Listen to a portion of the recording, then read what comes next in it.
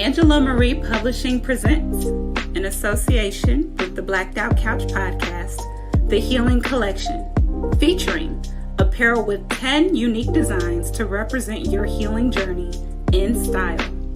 Also, check out the Survivor, our custom tote bag tailored for carrying those day-to-day loads. A portion of all proceeds are donated to mental health organizations dedicated to the culture and the community. Visit our store by clicking the link in the description or going to www.angelamariepublishing.com to shop now and support the movement. Let's heal.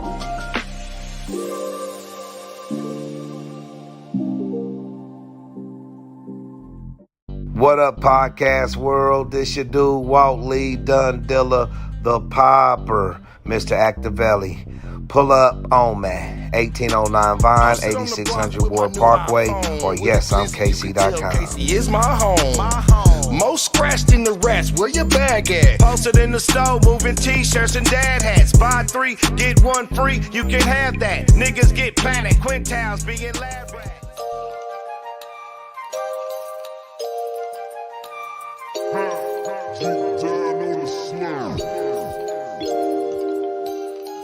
Good evening to all of my brothers, all of my sisters, to any and everyone tuning in and trying to navigate this thing called life. Whether you've been following this healing movement from the jump or you're brand new to the family and tapping in for the first time, welcome, welcome. You are absolutely welcome. This is the Blacked Out Couch podcast, but we like to think of it as more of a safe space for decompressing instead of your typical pod. And the purpose of this show is to encourage and promote mental health awareness in our communities. For decades, the mere idea of addressing trauma and healing has always been taboo in the Black culture. We're hoping to change that narrative, one day at a time, one conversation at a time. Now keep in mind, although we do believe wholeheartedly that the keys to an intentional healing journey include support groups such as these, as well as a variety of other ways to cope, in no way, shape, or form is this show intended to be a replacement or substitute for professional treatment for your mental health needs. What we want to do is encourage, uplift, and provide our audience with the tools and resources that have helped some of us maneuver in our day-to-day routines. While some of our panelists do have experience and specialize in the mental health industry, we're all everyday people trying to get by, just like you. So always remember, no matter what you may be going through, you are not alone. Again, welcome everyone. It's gonna take plenty of courage to see this thing through, but I got faith in us, ladies and gentlemen. I hope we heal.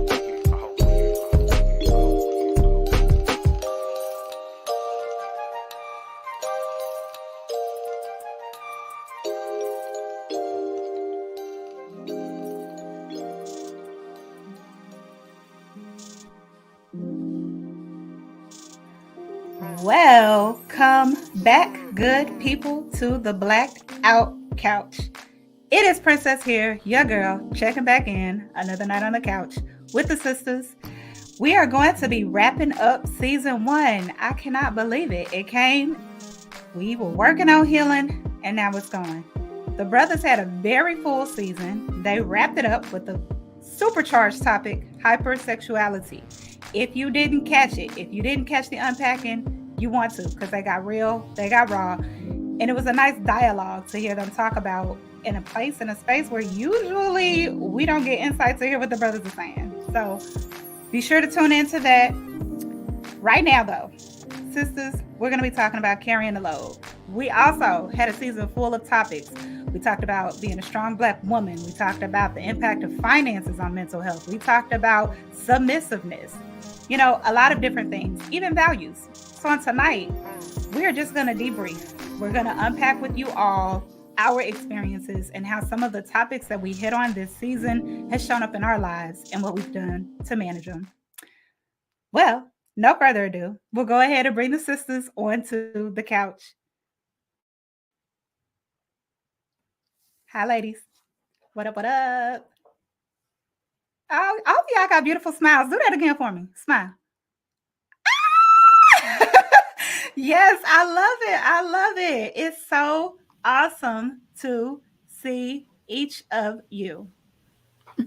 Very, very excited to have you here. Actually, last episode, Nico and Janine, I think we were missing you all because y'all had life going on, good things going on. Yes. Life was life. Yes, but good stuff. In good ways. Yes, that is awesome. So, Nico, why don't you start with us? Greetings and good things. Absolutely. Greetings, all. I did miss you all so much on the last couch setting. Good things for sure. I am a Jeannie times 2. That's my grandma's name, Jeannie. So I have another grandbaby. He was born October 3rd, a bit early and a bit of a situation, but God is good. He is awesome, amazing. I just mini kidnapped him on Wednesday and I let him go back home today. However, everybody is doing great and I am enjoying this time. So most definitely great things going on with my new grandbaby. Yes, I love to hear that. Congratulations. Thank you. Congrats. Yes, I love that. I love that. Oh my goodness, but weren't you also out of the country recently too? Puerto Rico, it's not out the country, but Girl, that's out the country to me. Okay. I'm uncultured. I'm uncultured. Well, you don't need a passport, but Yeah, no, you're correct. Yeah. So, what had happened on a Friday was we decided we was going to go out of town and we went to Puerto Rico on that Tuesday. Yeah, that's what had happened. Yay.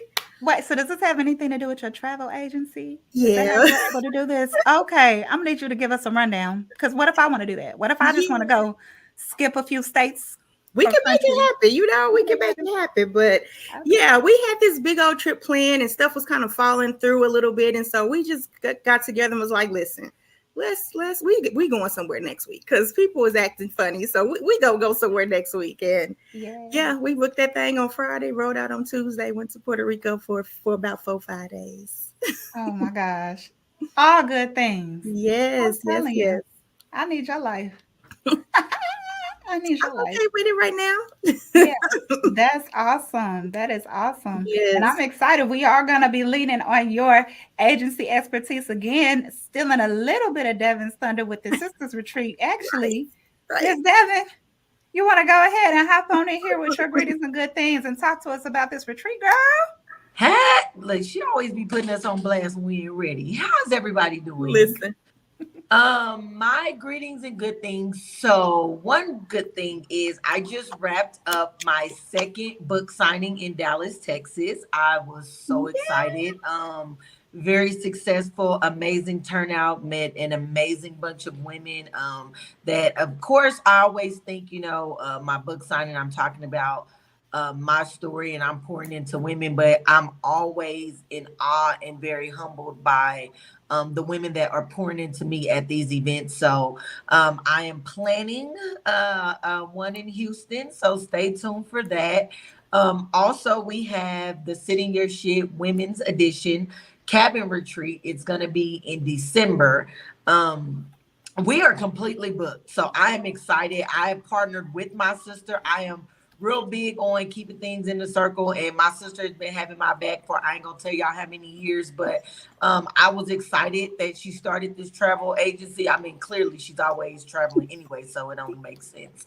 But it was just amazing to be able to find space where we can coexist. Her passion is grief. My passion is mental health. That in itself is intertwined. And then her having this travel agency is like, find us a cabin so we can start doing these retreats. And I mean, boom, she was on it. So literally, for whatever reason, the people that God are putting in my life are really just on their thing and popping things together. So I said I wanted to do a journal. It was done in 6 months. I said I wanted to do a retreat. It was done in 2 weeks. So I'm very grateful for the people that are in my lives that believe in my visions enough to be like, I got you. So December The women's retreat is coming, and then we have some works for other additions that we want other couples, men, women and children, mother and children to experience. So yeah, just stay tuned because day by day and Lifty KC got some stuff going on for y'all. Yes. Yes. I love the women and children. I love the couples. Of course, I'll be there too for that one. Just saying, I Yes, hope my yes, husband tuning in. Hubby, we're gonna be there. I'm yes. presuming you would also do a fathers and kids one too, because that's big. I know that you did the father-daughter conference, right? Did you No, have it's an that, or all were you men's thinking about it? conference. All men.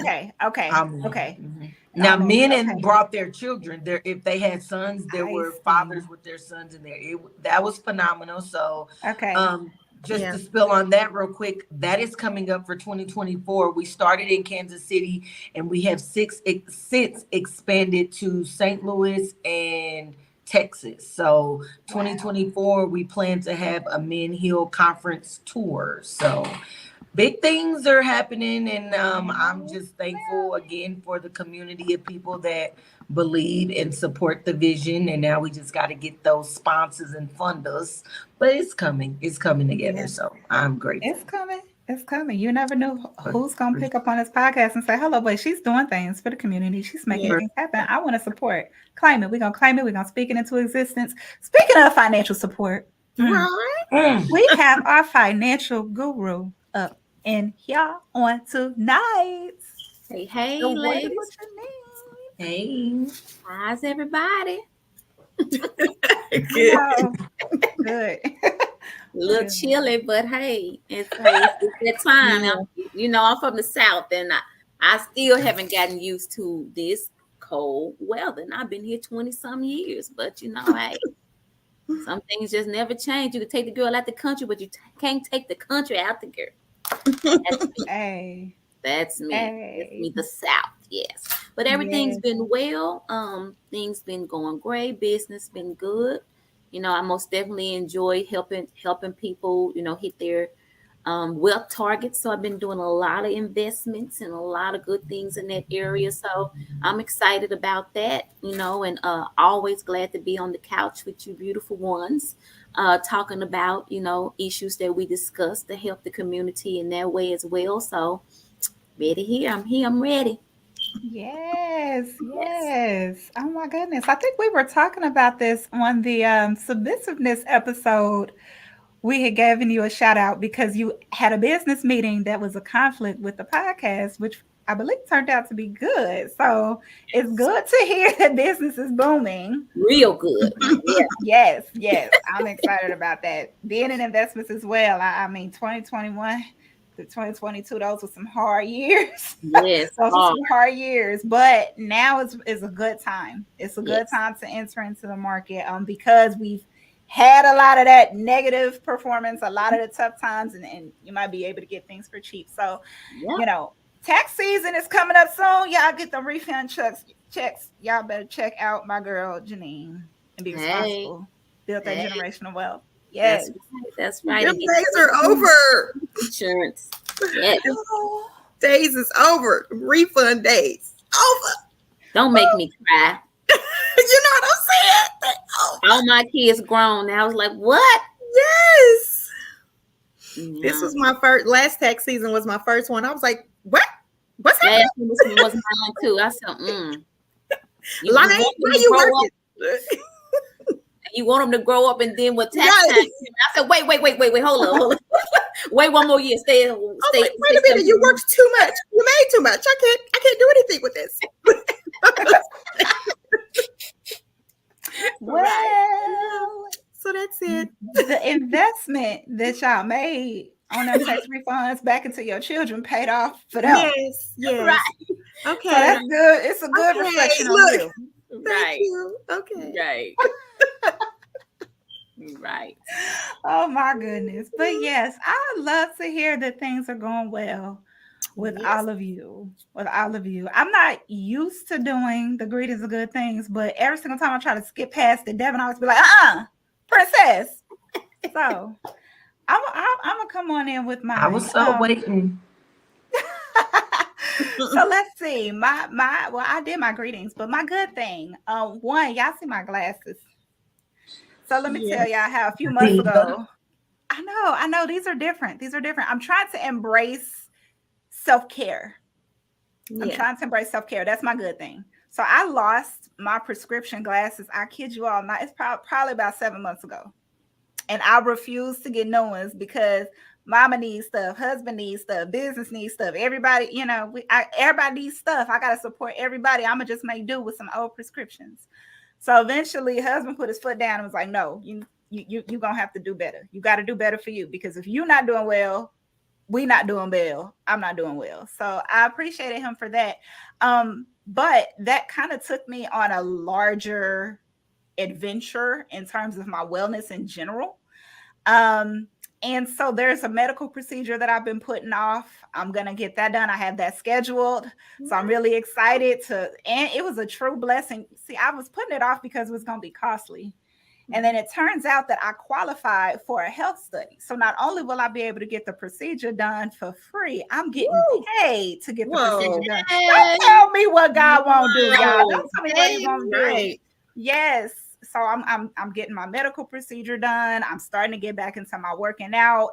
I feel like my weight got a little bit under control because I was just neglecting things and not taking care of myself. So my good thing is I'm waking up. I'm realizing that I got to get my wellness back into my list of priorities, and I'm doing it. Yes. So, sisters out there who take care of everybody else but yourself, it's time to stop. It's time to do a check-in, and it's time to start putting into action what you're going to do to make sure you're right. Yes. Absolutely. I've been working out consistently since July the 4th of last year. And so it's a great feeling, because as I was coming into my 50s, I was coming in strong. I started hurting like I had arthritis, everything was going on. But when you start lifting weights and different things that make you strong, so I turned 50 and I feel fine. So that working out is most definitely a great thing to implement. Yes. Happy 50th again. I don't care how long ago it was. You're still in that 50th year. That's so awesome. It was just a few weeks ago, September 13th. Yes. Oh my gosh. That's awesome. Okay. So I do feel like that is part of the topic, carrying the load, because there have been other women who are mentors to me, who are like godmothers to me.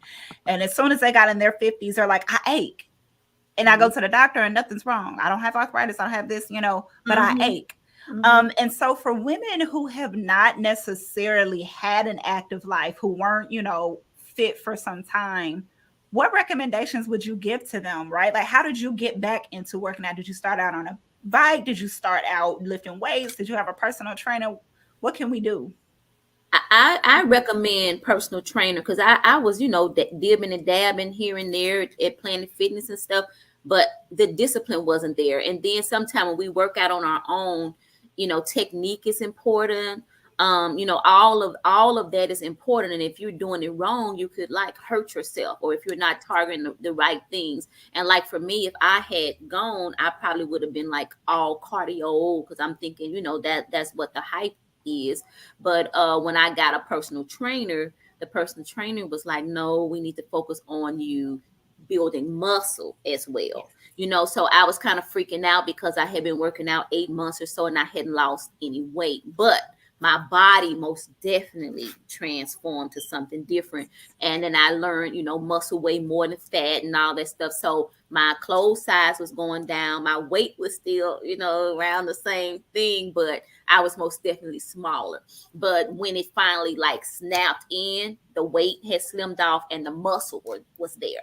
So I was building the muscle underneath. So when I did start slimming up, the muscle was there and I was building strength, and my muscles, my bones were stronger, and all that stuff. But I was most definitely going through, and with the pain, he was able to help me with the pain and still be able, to work out through the pain. And so I always recommend a specialist in whatever area we need help. That's the same with having mental health. We see a therapist. Well, if you need to lose weight, you see a professional, and so that's what I did. And I've been going strong since July the 4th of last year. And I have most definitely lost a lot of weight, most definitely has built a lot of muscle. and the pain has most definitely reduced. And I'm gonna say reduced because I am coming into my 50s, and I found out because I didn't have arthritis or any of the thing that they thought I had, or what they call it, autoimmune disease. I was in like serious pain, but I've been reading some stuff, and as for women, I did not know a sign of premenopause could be aching in your hips. And that's where my pain is. So I'm not for sure if it's premenopause or whatever, but I ache like it's arthritis, but I don't have arthritis or any of those things. But working out most definitely makes me feel better, lowering the amount of meat I actually eat. I'm not a vegetarian, but I kind of don't eat as much meat because I realized it was causing inflammation. So inflammation in different foods we eat will cause us to ache, So I was able to get my eye on that as well, and just kind of change my nutrition a little bit, not eat as much of stuff that I like. And I still believe in being balanced, but I had to kind of reduce some things that I used to do to relieve some of the pain. Natural tart cherry juice, pineapples, things that will help with the inflammation as well, and feel most definitely 100% better. Yes, I'm with it. So when I started my weight loss journey in 2018 and lost 70 pounds. Oh, 70 pounds. Yes. I actually was too thin in 2021. So I slowed down on it. And because of the medical procedure that I need, I really haven't been able to work out as much this year. But what I learned when I was working out is that strength training is so important. Again, a lot of women focus on the cardio and they're like, oh, I don't want to lift weights because I don't want to get bulky like a man, but we don't have testosterone. So, strength training is going to have much, much different effects on our health and our body figure than it will a man. Absolutely. So, yes, I strongly recommend strength training. And the thing that's good about it is if you do it effectively, you don't got to do 60 minutes five times a week. For me, 20, 25 minutes, 2-3 times a week, super effective. Yes. Super effective. Yes, ma'am. So I'm a big fan, big supporter. All the things that Miss Janice said. And also fiber. Fiber is really good at helping to detoxify. So I could talk about this stuff on and on and on. But, when we're talking about carrying the load, we're talking about mental wellness, being able to have sources of your endorphins. Working out is a good part of that. And it helps you to release a lot of frustration, a lot of anger that might be pent up. That way you're not taking it out on other people. But of course, we know a lot of times to have personal trainers, to have experts, to have people who are specialties or specialize in fields, a lot of times that take money. And money can be stressful. Finances in general can be stressful. So we did talk about that in general in our episode called From Money Woes to Money Flows. And in that episode, we talked about not just the financial issues, but kind of the root of that, how the Black community, we started building this wealth and then it was torn down. And now we don't really know what it means as a community to have value, to keep money within our community. So I do just want to see, sisters, any of you all want to talk about how finances and mental wellness have been affecting you this year since we've been in the season? Any stressful moments that you might have had? You don't have to go into all the details, but just tell us about how it's been impacting you, what you've been doing to recover from that. Sister Nico, I'll pick on you. Oh, absolutely. I'm going to start last week, but I'm going to take it way back. But I literally I think it was the 19th. But my company, same day, we get these emails or text messages like, hey, we need y'all to hop on. We're about to have a meeting. So we hop on to have this meeting with a 5-minute warning to let us know that they're laying off like hundreds and hundreds and hundreds and hundreds of people. So if you were in the meeting, if you got the text, then you're safe. However, you know how crazy, that was, and that feeling. And it brought me back to, again, some of these episodes and things we talked about, finance and everything. Like, what if everything would have just been swiped from up under me, just in a moment's time? Because that happened to people on my team. I'm a supervisor, and I lost people on my team that they found out that day, day of, okay, sign out. This is it for you. So most definitely that super duper connects to mental health, because you will most definitely crash. Like, it just all of a sudden you don't know where your stability for as far as taking care of your family and, you know, things like that, where that's going to come from. So that most definitely triggered, you know, some things as far as, you know, mental health and in that neighborhood of grief, because that is most definitely a loss that a lot of people are feeling right now and that are going to have to, you know, process through that.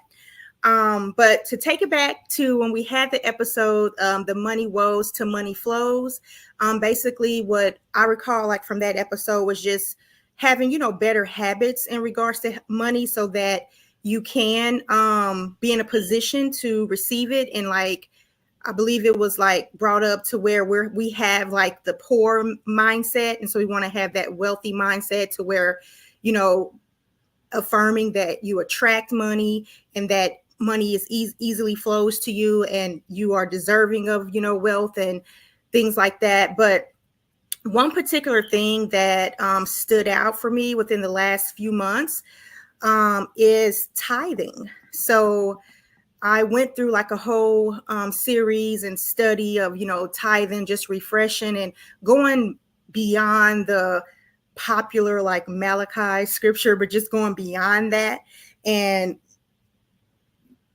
having some evidence and different scenarios and things in regards to tithing. So that's one of the things that I made sure to get in line and get corrected is providing my first fruit, not when I might have a few dollars left over, or not when I'm like, oh, I may tithe this time, but I may not next time because I do got to make sure I can pay this bill, and that bill. Well, the thing is, if you tithe first, if you give your first, all the other things are going to fall in place. And that's absolutely what has been happening with me in regards to the episodes in regards to finances and me reevaluating some things that I wanted to change and get in line so I can move into the money flows. And tithing has been a major part of that for me to move into the money flows. I love it. I love it. You said so much. I do. No, I wasn't saying like you talk so much. I'm saying that was rich. That was rich what you gave. Miss Janine, I do want to come back to you giving us a refresher on the rich mindset versus the wealthy mindset. I think that's great to have, especially because we are in the heels of holidays. And so we need to make sure that we don't go overboard for everybody else. Mm-hmm. But something that you said that stuck with me, well, two things you said that stuck with me, Nico. The first was going to be setting some aside for yourself. And I don't care how small it is, even if you have to start with, okay, any coins that I get, instead of just leaving them in the car, instead of just throwing them under the couch, putting them in a jar and just letting that stack up.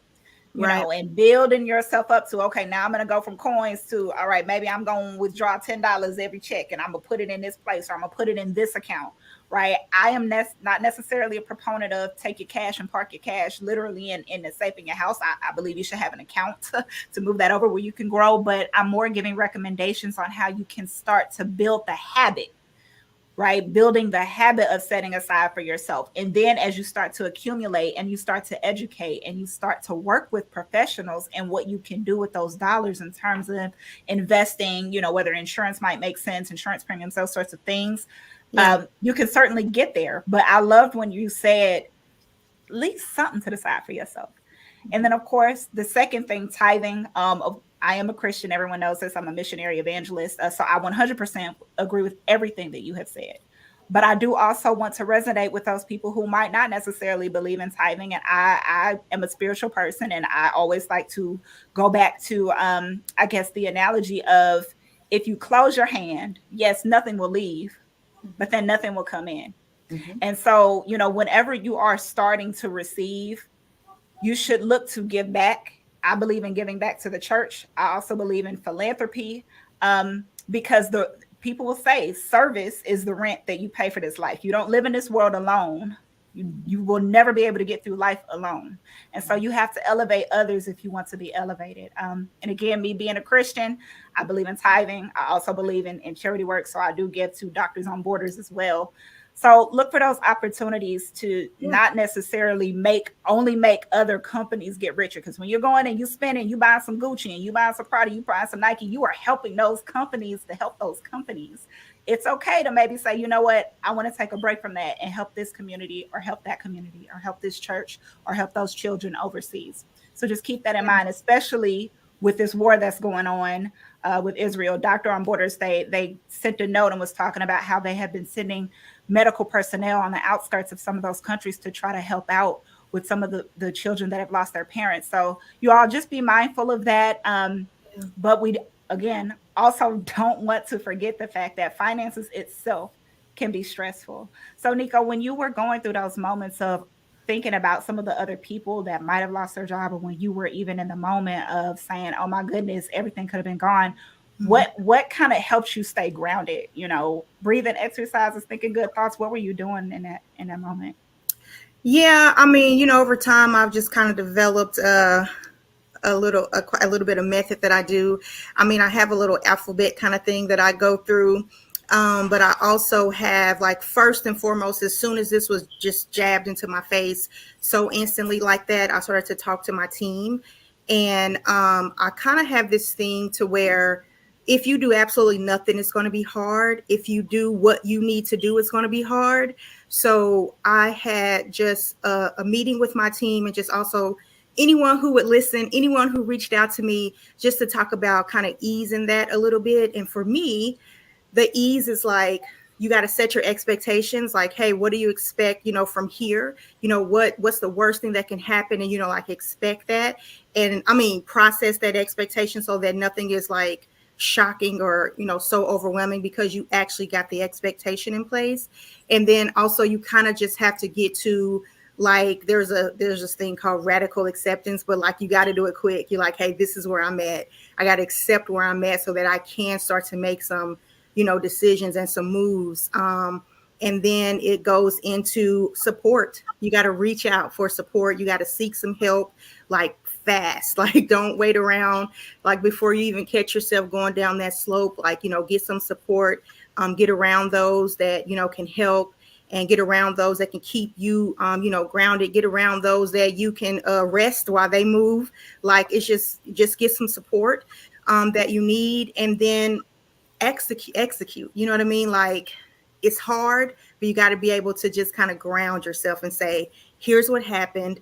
You know, let me look into what this means for me. What can I expect moving forward? Okay, let me accept where I'm at, and, you know, go from there and get some help in this thing. Seek out, like Ms. Janine said earlier, anything that you got to tackle, there's a professional for it. So, you know, like, seek some professional help in the area that, you know, that you need, and then execute, man. We have to execute. We can't sit still too long.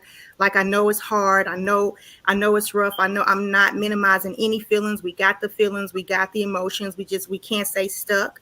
We can't stay stuck too long. So we got to really start thinking about what's our next best moves. But physically, yes, breathing, like taking time to yourself, silencing the noise, you know, around you, allowing yourself the time to really, you know, process things and figure out what your next steps are. Yes. Okay. So I heard planning, you know, rainy day, make sure you have a plan. You can always get back to that. I heard acceptance. I've never heard the term radical acceptance before, so that was a new one. Loved that. Acceptance, support. You don't have to be isolated all the time. There are people out here who love you, who care for you. There are resources available to you. And then when you have the acceptance, when you have the plan, when you have the support who are bringing ideas to you, bringing tools to you, use them, execute. Yes. Don't just sit in the emotions. It's okay to feel. It's not okay for the feelings to control. That's right. How to manage them. That's what I heard. Perfect. Love it. Love it. Okay. Before we have to another dynamic that you touched on, Mr. Janine, why don't you tell us a bit about the rich mindset versus the poor mindset? Or Absolutely. Is it the wealth mindset? What is it? Give me the Well, I like to use the word wealth more than anything else. Even if you're talking about money, wealth is a higher level than rich. Rich could go away. Wealth is there to last to another generation. And Nico talked about a lot of points. even about the people getting laid off, and the mental health and different things like that, which brought me into learning about money. And the thing about most of the time with that, you never know when you're going to get laid off. Most of the time, even if it's coming, but it's coming fast. So you can lose your job that way, or your health. So I can relate to the feeling, because I lost my job, but it wasn't a layoff. I got ill and I had to go into on sick leave for an entire year. But it's the same fact. No matter what happens, you lose your job immediately, your cash flow stops. And so what I learned during that time that most people don't know, and that's why financial literacy is so important, is that you can have yourself set up nicely if you only knew what you needed to know about money early in life. But they don't teach us those things in school, but it's never too late. But it's a few things about money that we must understand. Nico hit them all, okay? I'm just going to talk about the concepts that she hit. The very first one is paying yourself first. So even though you tithe first, that's first, however you want to do it, but it's a particular amount of money that should come out of your paycheck for tithing and for investing or rainy day. What we normally do is we get that paycheck, and most of us are in survival mode, meaning we go to paying all the bills, which I'm not saying don't pay your bill. But what I'm saying is there's certain things you're supposed to do with your first. Tithe, invest. So if a person invested at least 10 to 20% of what they made a week or a month or whatever, and they started doing it soon as they started making money when they were younger, that 10%, getting 10% interest, will give them the exact same amount of money that they will make in a 40-year period. Example, if a person made as little as $25,000 a year, and they started putting money away soon as they started working, or let's just say from the age of 20 to 60. Okay, that's 40 years. Wait, is that 40 is 2, 3, 4, 5? Is that 40? Yes. Okay. 60. Yeah. Oh, thank you. It is. You got it. You got it. If you made just $25,000 a year for 40 years, you're gonna make $1 million. So if you took 10% of that you made and got 10% interest over the 40-year period, that 10% is going to make the million right back, and you'll have the same lifestyle at retirement. So we've been taught to make money in a linear way. We got to show up and we have to do the job. But if we get laid off or we get ill and can't work, linear stops, because it's all on you. You have to have a form of passive income. So if you don't make money in a passive way, your money has to make the money passively for you. So you have to understand a small amount has to be working for you. Tithe, then you pay your bills, okay? Because AT&T and Evergy, all them ain't gonna cut you no check at retirement. They're just not gonna do it. So you have to depend upon yourself, and Social Security is not retirement. It's a supplement. It adds to it. So you have to make sure that you're putting a percentage of your money away. We all are like in the right now, but you do have to think about the future. The next thing you have to do is you have to learn how to manage and maintain your money. We owe too much money. We have too much debt. We're paying too much money out of our paycheck into certain things because we're not spending properly, or we want it right now. We're doing those kind of things, and that jacks us up. Next thing is that we have to learn how to protect our money, because you could pass away unexpectedly and you have financial obligations and you have no protection of the money you make. We pay for car insurance, cell phone insurance, all of those kind of insurance. And life insurance is not about a funeral. It's about your financial obligations. It's income protection. So you have to make sure you have that in place when you're young and you're healthy. It's not something you automatically qualify for.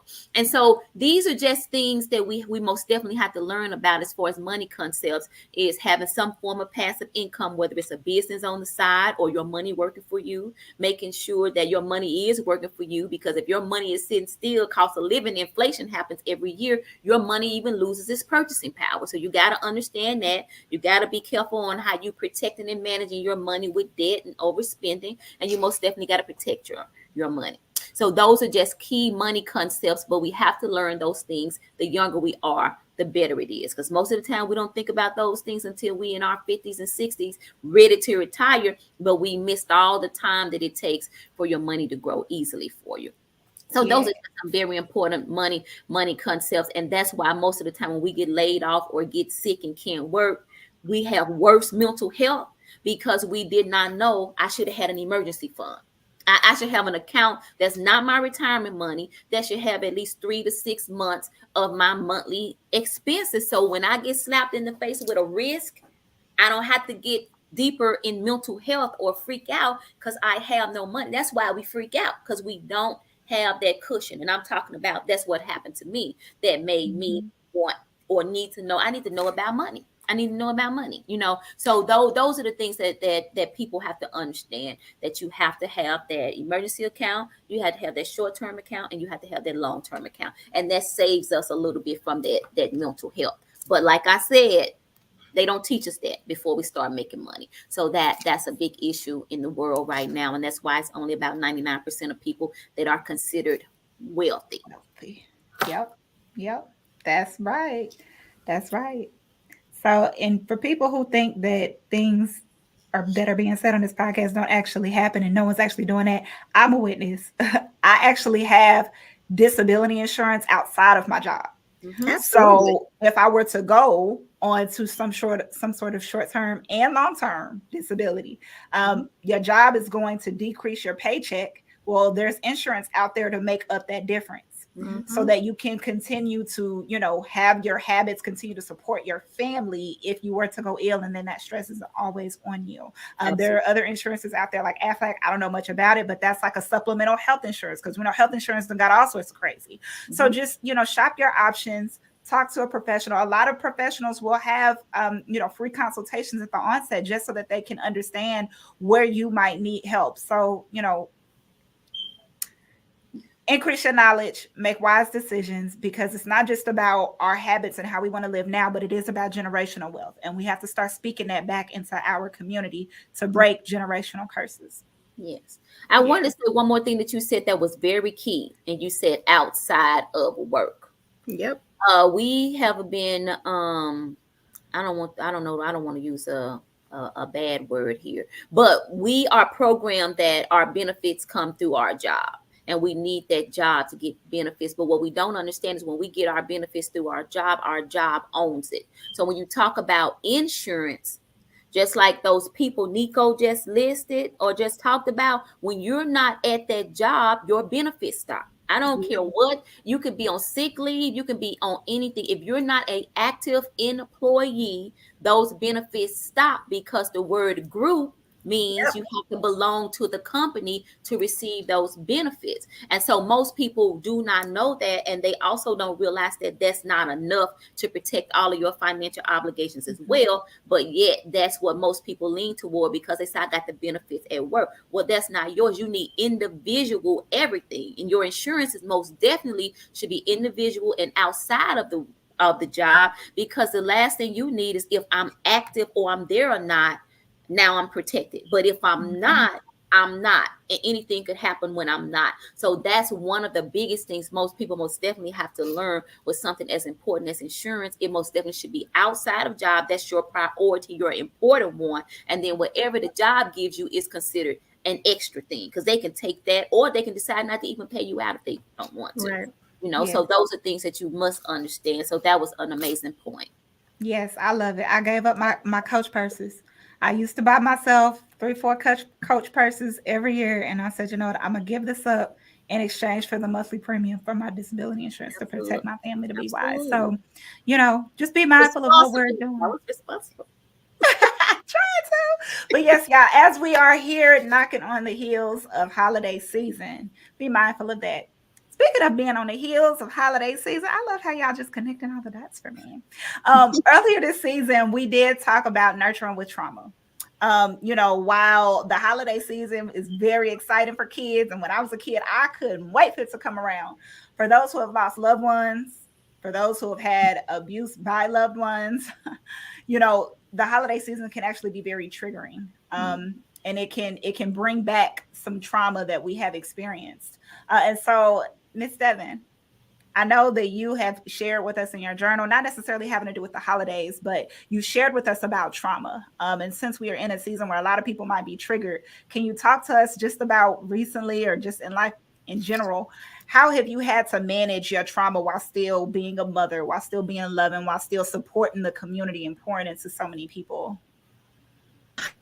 Ooh, that's heavy. Look, we done came from talking about finances to trauma. Sure. So I would first off start by saying to those going into the holiday season and they have experienced different trauma, whether it's a loss, whether it's a loss of a job, learn and be okay with creating new traditions. And I say that because um, growing up, my family was all like we're a very close knit family. Everything was done in one house. Everybody gravitated to this one house, and the turn up was there, the potluck was there, the love was there, but also the drama was there. And it wasn't until maybe a few years ago that I've started incorporating just my immediate family for my holiday traditions. And it has taken a load of stress off of me, not having to worry about 15, 16, 20 other family members, just my six. Like it has been a breath of fresh air. So I just want to encourage everybody to be okay with creating new traditions if it is for the benefit of your mental health and if it's for the benefit of family, you know. So I say that, but let's see, processing trauma while parenting is probably, so let me go back. I had just had a meeting like a week ago with my sister. She lives in a whole nother country, but we were just talking about how the Black woman possibly has, like, we have ADD. And it was funny because I was like, I hate the fact that we're always labeled with something. But when she started breaking it down, because she's a doctor, it made sense. Like we have to wear so many hats as a woman. Like no discredit to a man, but typically our men, they are the providers. They go out, they do their job, they come home, they get to keep their feet up, wait for their plate to be served to them. They're not worried about what's going to be for dinner, who got to cook the dinner, how the kids going to get in the bed, who going to put them in the bed, who going to get them up for school. Like those are just not the typical thought processes for a man. So when I just look back on how I've been practicing self-care throughout my journey of trauma, I've realized that I've neglected myself a lot. Because one of the things that I'm always focused on is my kids, like making sure that they are not exposed to my trauma. Because I mean, I try to keep my kids as close as I can. So like I stated, I did a book release in Dallas and it was phenomenal. And I had somebody ask me, was I nervous? And it was just like, I'm not nervous. I just have to be intentional on what I say when my kids are present, because I have to be mindful not to expose them to my trauma. And then that's a trauma that they now have to deal with that's unnecessary. So it is very hard as a woman, as a mother, trying to manage my trauma and not exploit my kids to it, but also being mindful of the trauma that they have been exposed to. So, I mean, this episode, this season of Sitting with the Sisters has been phenomenal for me, because I take little nuggets. And sometimes, like, you know, when you're reading the scripture, like you don't know what it means, but then months later, weeks later, years later, when it hits you, when you need it in that season, it's like, And I had remembered I was going through something just last week, and my go-to is Nicole. I literally picked up the phone and called her like, sis, I'm struggling. Like parenting and going through what I was going through was like, I was ready to release all of my anger on my daughter when it wasn't really directed to her. Like she did one thing that triggered, but it was almost about to be like she was going to get everything else that I've been going through. Like even process it through my own journal. Again, it's like every time I go through my journal, I get something different. So just being very intentional that everything that we carry isn't for our children. And we have to be intentional about making sure that we practice self-care so that we can deal with ourselves before we give all that to the people that we love and that love us. I did a class and they were talking about the cup of life, basically. And it was just like, we shouldn't be pouring from our cup. We should be pouring from our overflow. And that stuck with me, even when parenting. Like, I always say, like, I can't be my greatest self if I'm not full.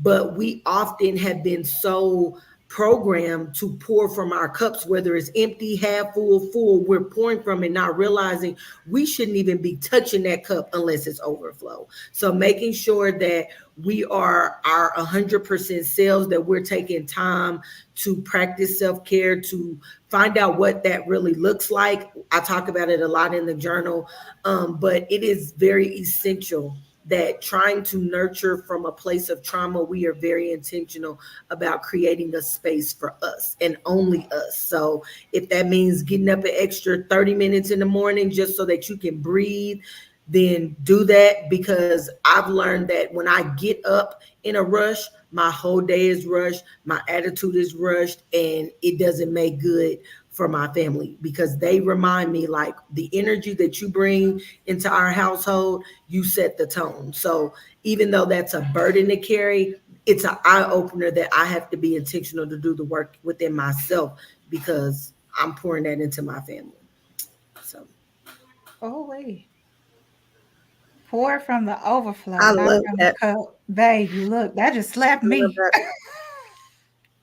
That slapped me. I needed that. That's going into my book of quotes. It really Mhm. is.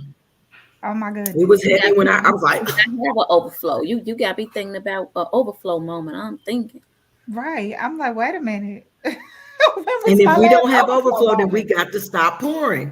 Mm-hmm. See, that's where I'm at. That's where I'm at. Mhm. So I everybody started with check my your good cups. thing. Look, I've been Cup pouring check. droplets. I've Look. been pouring droplets. That's why I needed to focus on my wellness. But oh my goodness. Okay, so talk to Mhm. me about self-care, ladies. Talk to me about self-care. What do you do? What does that look like for you? Bubble bath, deep breaths, walks, shutdowns, journaling. What does it look like? All kind of things. I mean, I feel like there's certain type of self-care for certain level of trauma or certain level of experience. There's just certain types of self-care. I do believe in writing that down, like, kind of, you always want to be self-aware and kind of process in advance and kind of know what you may need if you're in this particular space, or what you may need if you're in that particular space. Funny, yeah, people laugh at me, but at a minimal level of concern, I just need a chicken thigh. That's it. Just that. I Baby. know that. That's Or what I two. need. Or two. Or two, and that's what's going to do it. That's my self-care, and it's going to be a chicken thigh. And It's there you levels. have It's levels to it, it's sis. levels. You know what I'm saying? It's levels. But if it gets beyond that chicken thigh, you know what I'm saying? Then And that's the when I funny gotta go thing to is, my she's so notes. serious. I gotta go to my notes. When it gets beyond the chicken thigh, now I gotta The bring out the chicken thigh. plan, because you gotta make that plan, you know what I'm saying? So then, you gotta get to that. But a lot of times it really is like, Devin says, you got have somebody to call, have somebody to talk to, have somebody, shoot a message to.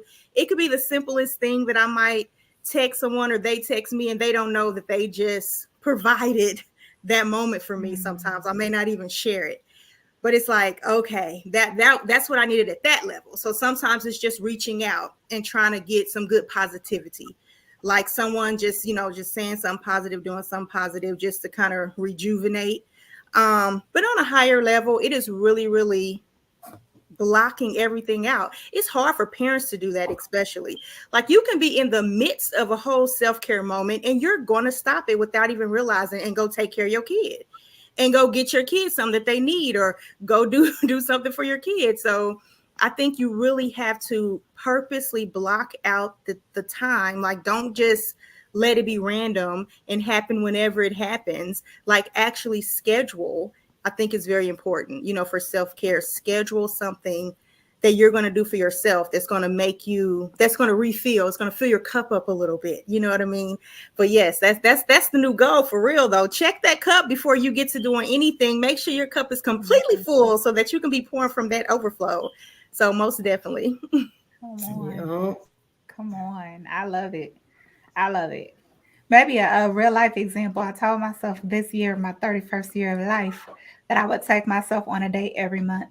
And so I tried to schedule the 7th. So I was born on the 7th. So the 7th of every month, I try to have some sort of date with myself. At first I was like, oh, I got to take myself out to dinner and do all this stuff. But I'm like, even if it's a 10-minute date where I'm sitting down, I'm talking about my vision, I'm talking about my proudest moment that I might have had that month or the month before, just something to just connect with myself, to pour into myself, to say, okay, I might be getting beneath my full. So what can I do well, back then is I'm feeling empty. What can I do to get an inch? But the new goal is I'm feeling a little less than full. What can I do to get back to being full? So you schedule. I think that's really important. You got to schedule that. And you have to be able to depend on you because no one else can. If you cannot depend on you, and a lot of times that is where we get ourselves in trouble because we are trying to be so dependable to others. And then I cannot even depend on me to follow through if I schedule for the 7th of each month and then I brush it off to do something else. Well, I need to be able to depend on me just like others can depend on me. Yes. I think we just need to have grace on what self-care looks like. I think, again, sometimes this whole programming thing is that we have to spend money to be practicing self-care. Some days my self-care is doing nothing.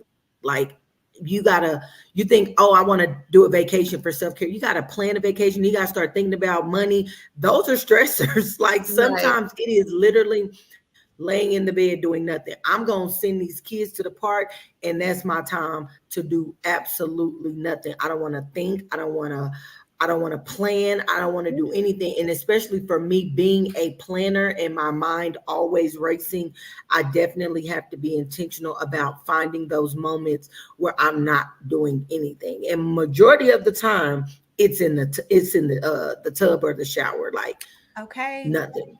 So my bad times, I might look water bill high, water bill so high. I done took 5 showers today because I need to recenter and refocus and give me some overflow because these kids gonna come running in the door at 4:00 and I have to have something for them. So get out the habit of thinking self-care means it has to cost something. So I like how you said taking yourself on a date and not necessarily going to the movies or going somewhere to spend money, but just self-reflecting. Oh, this is what I wanted to do. These were my goals. I said I was going to do this every 7th of the month. I missed last month. What happened? What can I do better to make sure I'm accountable to myself and showing up for myself, like Nicole said? So journaling, writing down what that's going to look like, pre-plan it so that you have something to commit to. Yes. Yep. I'll add 2 more things. So you mentioned showering. I was just thinking when you said that, I literally was thinking, oh, a hot shower with some Luther Vandross in the background will just do it for me on tonight's. I will be doing that. But it'd be never nice. I'm just saying some real nice body butter, have me all shimmering and soft. It just made me feel good. And then like in the morning when you smell that lingering over, I'll be like, oh yeah, I did that last night. That's just great. So I'm just being honest with y'all. But another thing too, I've started stretching, even if it's like 10 minutes before I go to bed. I need to do that, Lord. Like, just doing the breathing. I play some classical slow music or some like real soft jazz in 10 minutes before I go to bed. Y'all can ask my husband. I'll be like, hubby, I know we said we was gonna do ABC, but I need this amount of time to get my stretch in.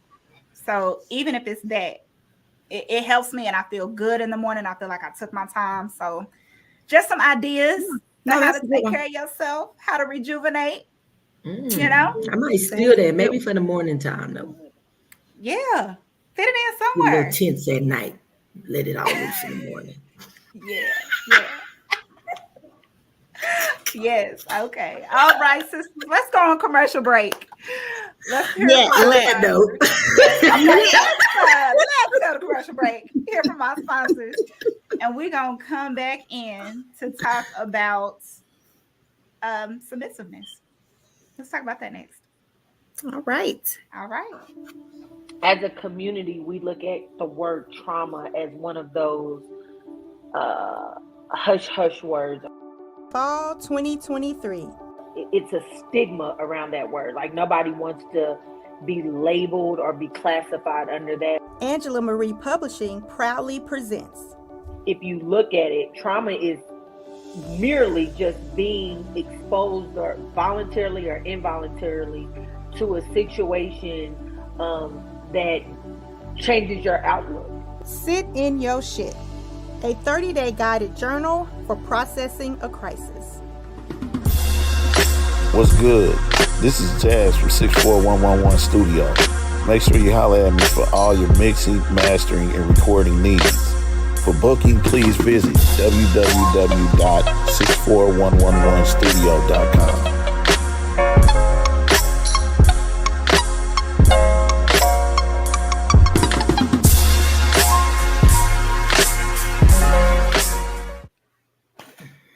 Okay, y'all. We back from a commercial break. We love our sponsors. Be sure to check them out if you haven't already. But now we're about to get into submissiveness. Now, ladies, this was a hot topic when we had this episode. So who wants to talk about how it's shown up? I would go, but I got to make sure I stay married. So I'm going to pass the mic to one of y'all on how that's shown up and how it's weighed on your mental wellness. Who want to go? Who want to go? I remember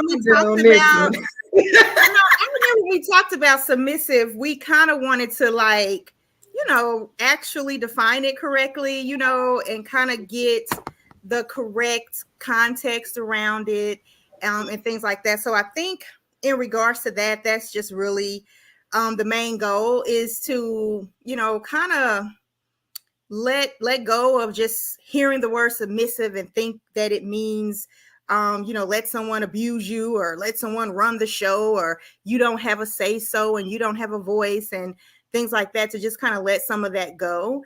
And if I remember, correctly, we just kind of got to the point to where submissive is just being a part, of someone else's plan, being respectful of someone else's plan, considerate of the plan.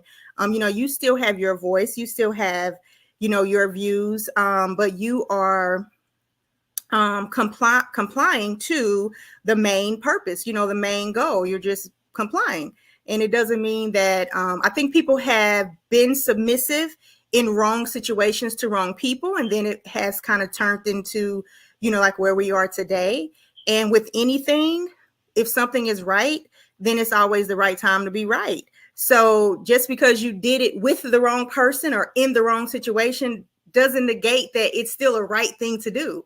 So now you just got to be better at selecting the times, that you use it with and for who and what reasons, because you want to still continue to apply it in the correct way that it's intended to be applied. Yes.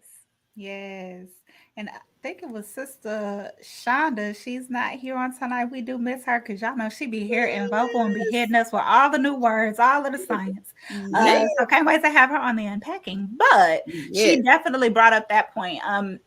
Not only discerning, but she's not a fan of the word submissive in general. Right. And like you were talking about, Nico, we weren't wanting to focus on that word as much as we were trying to focus on the behaviors, the characteristics of supporting, of allowing someone else's vision to be the lead. You don't always got to be the head. You don't always got to be the lead, and the power that it takes. Yes. Right. To sometimes be in a passenger seat. And so Shonda talked about agreeing with that sentiment of it, as well as discerning.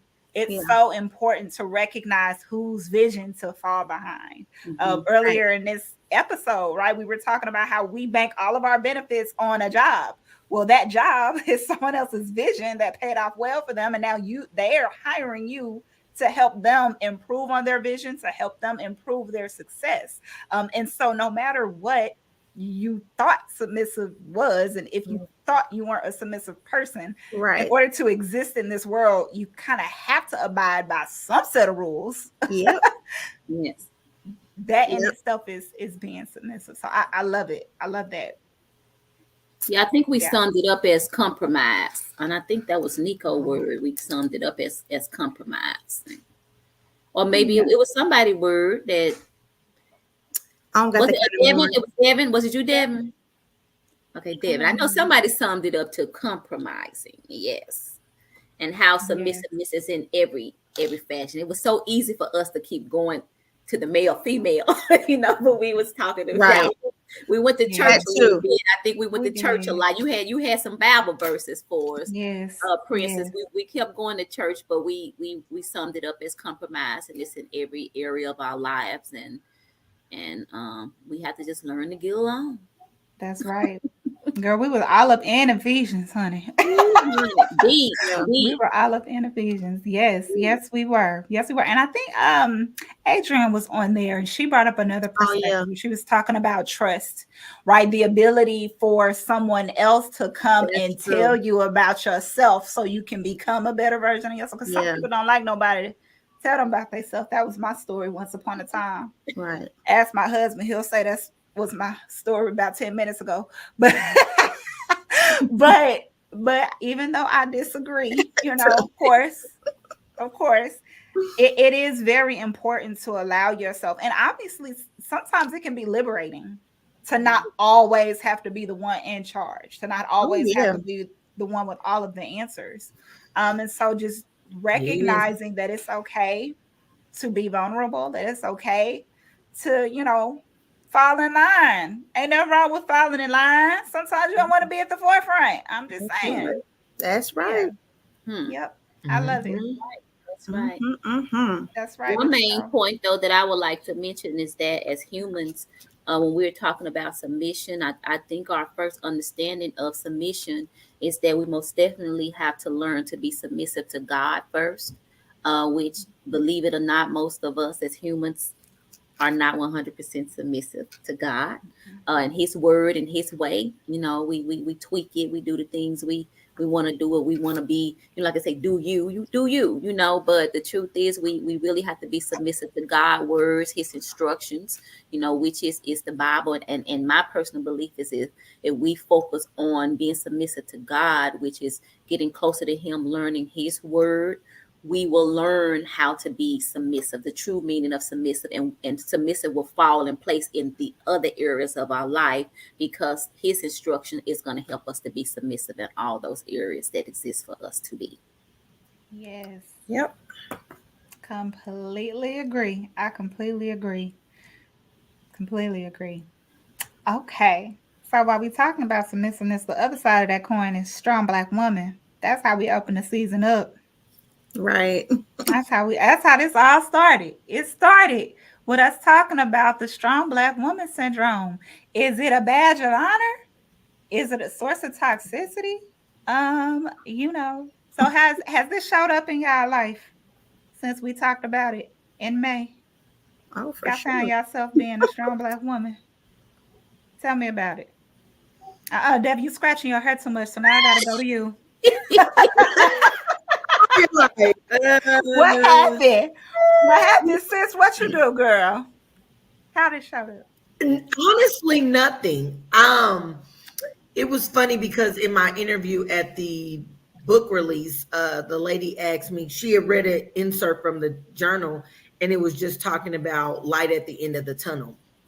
And she was just like, how did I know personally that I was in the light versus still in the dark of the tunnel? And I was just like, my life is representing the light. Like I see that my children are happy. And kind of in lieu to the submissiveness, like I see that I don't have to be in control. Like it is an amazing feeling when as a woman, I don't always have to be strong. I don't always have to plan. I don't always have to have the answer. So there is true benefits to having a partner that is really about you and that is really aligned with God, to where you can like bask in your femininity. Like I am really in a space where it was hard initially to adapt to because I'm so used to being in control, figuring everything out, having the final say, having the first say. So to have a partner where it's like, I got your back. What do you need? Don't worry about that. Like, it's like that whole strong Black woman, I never want to be her again, honestly, because being able to really have support, and I've already always had my community, but to have a true support from a king standing beside his queen and holding her down, like it's like a breath of fresh air that I've never breathed before. So yeah, I don't claim that strong woman title no more. I'm not nobody's trophy wife, token wife. Like, I am a virtuous woman, and I really feel like I found my king. So strong Black woman is out of here for me. And so, I mean, when I hear that and kind of hear other people too, the strong black woman thing seems to, I guess, diminish when there's a strong Black partner. I'm single, been single for 20 plus. So that is not where I can lay down my strong Black woman. I don't have anyone to lay that down with. But I can still live in that season. I can still, the feminine, whatever people be saying. I can still do all that because my strength is in the Lord. So I can lay down my strong Black woman by laying that in front of God.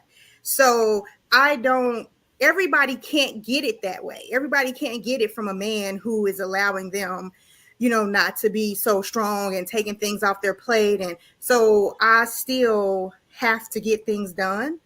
And sometimes it's a struggle because I want to be like, I feel like I'm in that zone right now. I feel like I'm holding everybody down. I'm being this, the strong Black woman, and I'm doing a little bit too much. I don't have anyone to pass that off to physically. You know what I mean?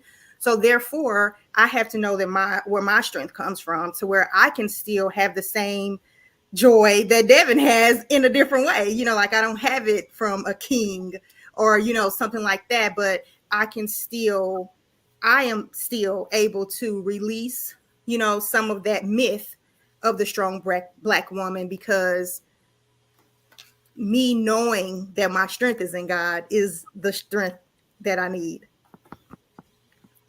I would like to speak on that because I'm kind of 50-50 with it, simply because of what I feel a strong Black woman is, like what Devin is saying about her king, but yet she still is a strong Black woman.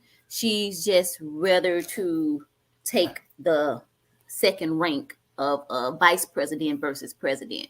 And reason why I say that is because a virtuous woman, a Proverbs 31 woman, is a strong woman. And that's how I see myself. I'm in that strong Black woman sergeant in charge right now, because I don't have that king like Devin have. But when he comes, I'm prepared mentally to fall back, because yes, I'm tired. I've had to be, in first rank, like Miko says, because we have to be. We have to be. It's no male presence there, so we can't just sit around and say, "Oh, woe is me. A man is not here. What am I to do?" No, we step up and we pull up our big girl panties and we make it happen, right? But when that person come, and that's why I mentioned about being submissive to God, because when that person comes, the order, the hierarchy of the order of God is God first, the husband, and the wife. And when we understand that, it's easy to fall that rank down, but your strength is still there. And the reason why the strength being there, maybe though it is just compressed a little bit because you're following leadership of your husband, who's following the leadership of God, you're ready if he fall out of line. If something happens and he lose his job or he fall ill, I can step up, because that's what the Proverbs 31 woman did.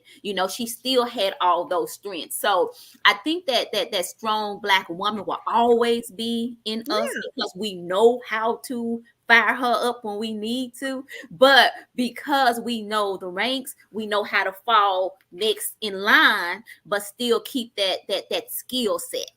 Because and the reason why I say skill set, because yes, we're all strong Black women, but it's a lot of not so strong Black women out. It's a lot of weak women. I'm just like, good God, it's a lot of weak women. And when that person is not in lead, they're hunting for that person to take care of them, not knowing, well, wonder if he fall off, what can you do? So we all been blessed to have that skill set to be that woman. And I think she will always be there, but we'll learn how to fall rank when we have to, and we know how to step up when we need to. Yep. No, absolutely. And that's why I kind of use the term myth, because it kind of falls back to that submission. We need to know the actual definition of it. Absolutely. So when we say strong Black woman, we need to know the actual definition, because the myth is we're running ourselves crazy and we're doing this and we're doing that and we're the strong Black. And we're angry. We're angry. You know what I'm saying? Like, it turned into this other stuff. And like, no, the actual strong Black woman, like I said, my strength is from the Lord. So I'm strong all day, every day. So I'm most definitely a strong Black woman, but it's not like the myth of it, though. It's like, the healthy way to be, the correct and, proper way to be as far as being strong. And also just want to add, it takes a whole lot of strength to be a follower versus a leader. Like, you have to know how to follow and follow well to even be able to lead. So you have to have, as you said, that skill set on both sides of the way, because if you're this great leader, and again, you're a strong Black woman, but you're this great leader and you fall apart if you have to follow someone, then there's some imbalance there. So yes, it takes a lot of strength to submit, to follow, to conform, to compromise. It takes a lot of strength to do that. So we are strong Black women, regardless to what our current scenario is, as far as we are letting her rest or if we are firing her up. We're strong Black women regardless. Absolutely. Yes. I love all that. One of the a very insightful, I guess, truth about myself that I've come to learn from my career coach. So I have a career coach. I also have a counselor. Those are two different mental wellness partners that I have, and they both serve very important roles to me. So my career coach is actually a Nigerian American man, and my counselor is a Black woman, and I love and have very deep respect for both of them. But the insightful truth is that I have these beliefs that I don't agree with. And we ended up startling upon that truth because of my, I guess, trajectory at work. Everybody has says that I've been doing fine at work, but I felt myself plateauing, and I felt like I couldn't see a vision for myself. Like, who is executive Ade Kimmy Princess? Who is boss lady Princess? I couldn't see that. I was letting other people define that for me. And it turns out that, there were subtle beliefs about what I thought Black women's role were in the professional environment versus what I want Black women's role to be in a professional environment. And those things were coming at odds within me, but I was never addressing it. And so having that conversation with him and having that brought out and set in front of me made me be like, whoa, okay, so I don't have to know everything when I walk into the room with my boss, because I am in a research team. No one is going to know everything, hence the point of research. So instead of spending, 14 hours or 2 work days trying to figure out a concept that I haven't seen before, I could just go talk to one of my colleagues, and they're going to understand that it's okay that I'm asking this question because I'm in a research department. But instead, I was behaving in okay, I'm Black, I got to do better than everybody, and I'm the only woman on the team. I can't show no signs of weakness. I can't show any signs of stupidity, and not realizing that I became a bottleneck in the process of getting things done, of moving forward, of being able to have deliverables for our clients. And that came from that strong Black woman myth that was a belief I have embedded in me because of all of the things that a lot of Black women go through when they're being raised. And it started to become a problem for me in my professional environment. So I'm so happy that we had that insight. And if I'm gonna be honest, I think this podcast kind of planted that seed. Like Devin mentioned, being on the podcast, sitting on the couch, taking little nuggets, and then later down the line, it turns out that those nuggets then turn into full-blown meals and courses with desserts. Yes. I'm telling you. I'm telling you. So that was a huge one. And you know what, Janine, when you were talking, I realized it wasn't the submissive episode that you missed. It was the token trophy or virtuous woman episode that you weren't on. Because we did. We were all up in Proverbs 31 and gave you a whole shout out like, this came from Janine, but she wasn't able to be here. So you're right. So maybe we can go ahead and pivot there, looking at the time before we go ahead and log off for the final episode of this season. I'm so sad, y'all. This has been my accountability check. Like for wellness, mental wellness, I've really enjoyed you all. But values of a woman, how has it presented, I guess, this thought process, how has it presented itself for you all during this season in your personal lives? We talked a lot on the couch, and some of the main takeaways and themes were, you know, a lot of people don't understand what a trophy wife is versus a token wife. Compliments of Sister Devin on that one. You know, we talked about women as being the gatekeepers of life, how we have this responsibility to speak life into our man and our partner, not to necessarily be the head. If you go and you read Proverbs 31, it talks about how, you know, a man, when he finds that virtuous woman, his heart trusts her, not his genitalia desiring for her. His heart trusts her, his inner parts, you know, really can cling to her and know that his spirit, his soul, his life is safe. So those were some of the big things that we touched on. But I want to talk to y'all about this concept of a virtuous woman, or our values maybe being taken out of context or being brought into question. Have y'all experienced that directly since we've been in this season, or what thoughts you got? I don't think I really have directly. You know, being single out here in these streets, maybe it doesn't come up as much. So I don't really think I've had anything directly. I mean, you know, these socials, it comes up a lot, you know, on socials, and different people, you know, throwing out different, you know, questions and things like that. Honestly, this whole first date thing could fall kind of in this a little bit, this first date thing that's floating around, that, you know, someone was taking the Cheesecake Factory and they was like, no. It's like, do you know where you are, you know, token trophy virtuous, you know, where you at? Because why should someone be, you know, putting so much time and effort like right out the gate? And what value do you have of yourself to treat, you know, someone, you know, that way, you know, things like that. But I can't think of anything that has directly impacted me on this here recently, you know, anyway. But I've always been very in tune with Proverbs 31, and it's a roadmap, you know what I'm saying? It's the guide. So most definitely always working, you know, working on those things to keep your character and virtue where it needs to be. So what would you say to the women who are single and are potentially questioning their values for the sake of not being single? Any advice that you would give them? Oh man, don't do that. Well, yeah, I mean, it really all ties to that. I mean, I love that pouring from your overflow. It kind of ties to that as well, because you should just always be focused on you. Like, focus on your values. Know what you you know, like the deal breakers, you know how they say, know what is your deal breakers, know what your goal is, again, like to be a virtuous woman and things like that. And so when someone comes along, like if you're dating or whatever the case may be, you can't want to be in a relationship more than you want to be a virtuous woman.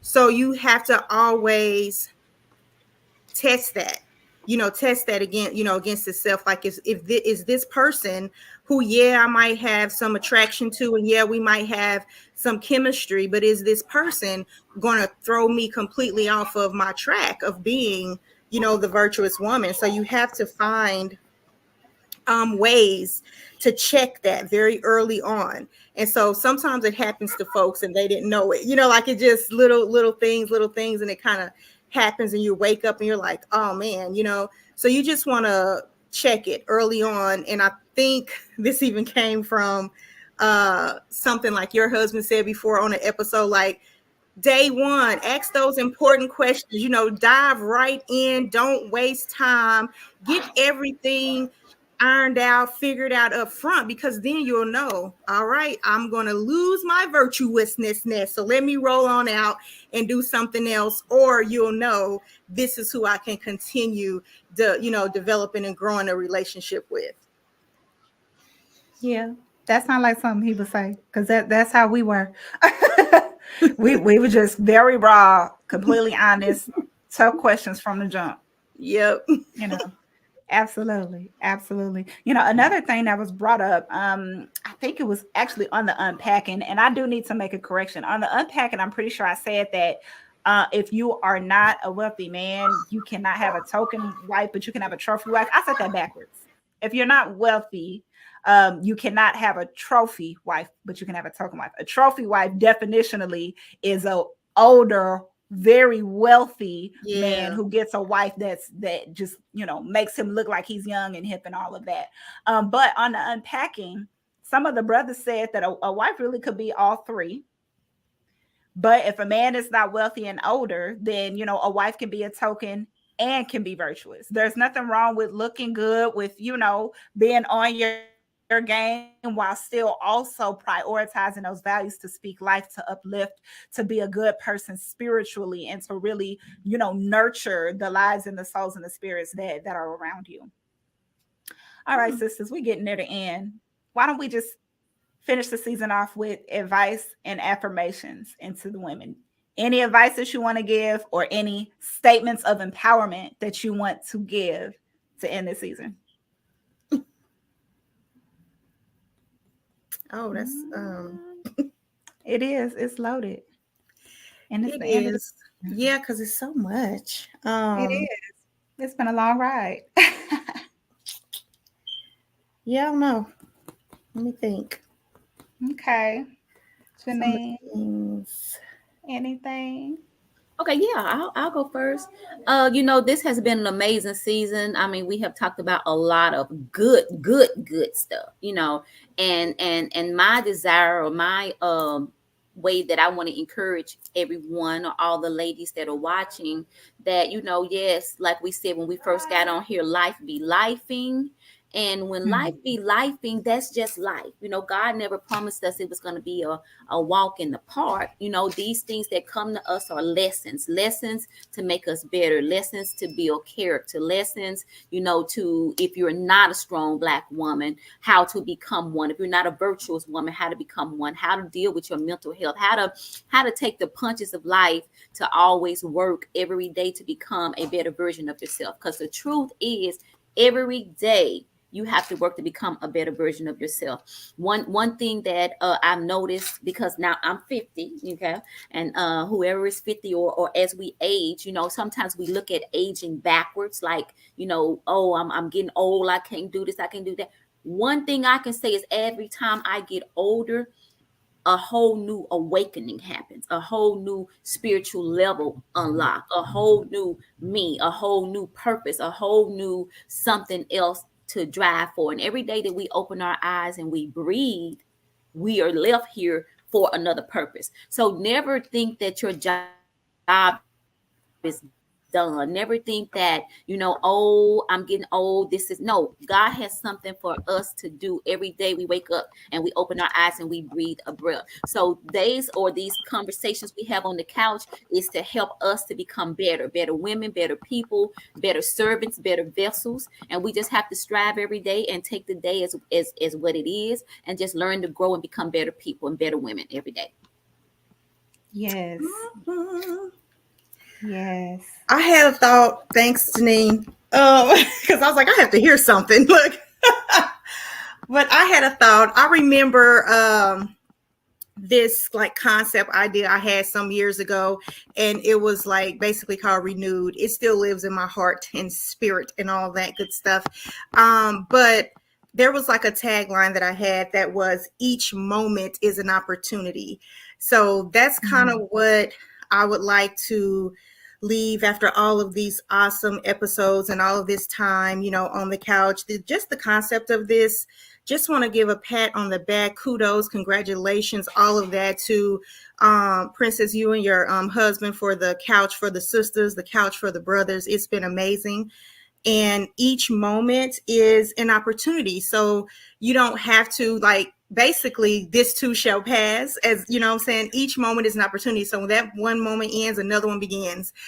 Just continue moving, talk about it, seek, counseling, be kind to yourself. You know what I mean? The self-care that we talked about, be really real about the self-care, because sometimes we are, kind of flashing for, socials and things like that. You may go get a pedicure and you want to call that self-care. Well, no, if you wasn't in your spirit renewing, taking time for yourself, you just out here getting a pedicure.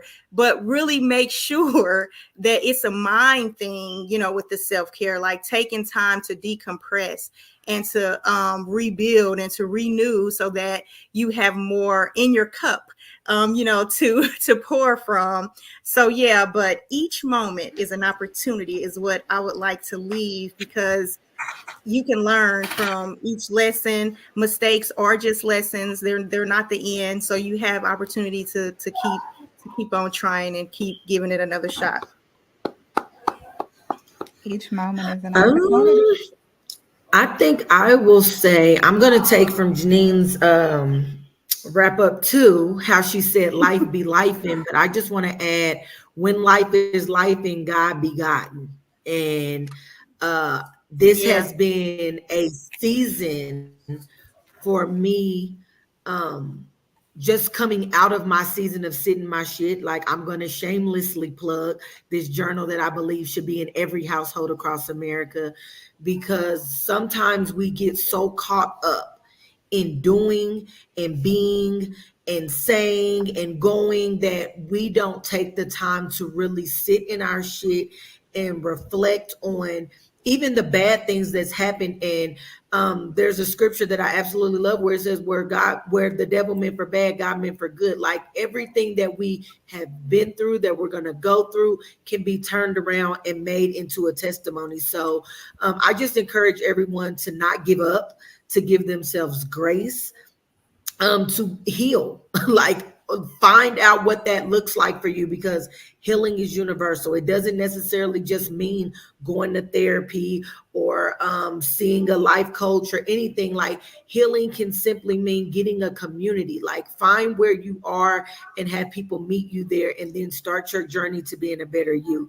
So I encourage everyone who's listening to this podcast to look back over all the episodes from both the brothers and the sisters, get the nuggets that you need, and then trust, just like a Bible scripture, they are going to show up in your life when you need them the most. Be gentle with yourself as you're self-reflecting on the things that you went through to make you a better you in the future. But again, I will leave it with, when life be lifing, trust God will be God. Oh, wait.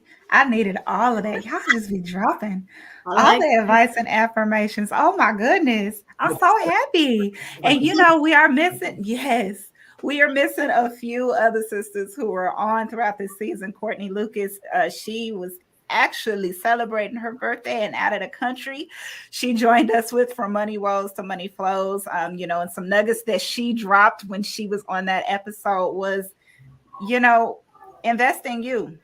Don't be afraid to learn or follow, to chase that dream that you have. And it's okay. So I appreciated her for talking to us about that as she started her entrepreneurship journey while still staying employed this year. And of course, we had Sister Adrienne on, and she reminded us that there is strength in vulnerability. There is strength and vulnerability, be not confused, and the power that it takes to take the back seat, but also to look in the mirror and to recognize, okay, there's some things that I can change to become a better version of myself. And then, Sister Shonda, she's all about embracing your power And so if you have not heard her talk, the last episode she was on, she was glowing. I was low-key like, if she joined tonight, outglow with me, I'm going to just keep her backstage all night. I'm still healing, but she's not going to outglow me again. No, it's great. It's great. But sisters, thank you so much. It's been an amazing season. You all be well, continue to heal, and we'll definitely stay connected on that off season. For those of you who are tuning in on tonight that stayed here this late, I would like to say thank you all for following us all season. I want to also give a special shout out to our sponsors. We had 64111 Studio in Kansas City by Jazz. We love him. If you all are looking to have some projects produced, he will give you top quality work. Be sure to check him out. We had KC Clothing with the infamous The Popper. Be sure to support him as well. 18th and Vine is his main store. He has some wonderful shirts. Some shirts that's probably going to go down in history because the graphics are so awesome. So thank you for your sponsorship. You all be sure to check him out and support him. And of course, Lifted KC, as well as Devin with her most recent publication, Sit in Your... Y'all know I don't do the whole cursing. But nonetheless, the journal is great. It's wonderful for healing. Follow her organization, Lifted KC. Support it, donate. Also look into her other business, Anchored in Hope. We thank you all, our sponsors. They were great. We thank you, followers. If this is your first time tuning in, be sure to subscribe to us on YouTube. Subscribe to us on Spotify. Share this with a friend. Share this with a family. Continue the healing and the mental wellness conversations within your community. Also, you can join our group on Facebook to engage with us and the panelists and the community to continue to talk about things that we're going through, to share the inspirational quotes during this off season.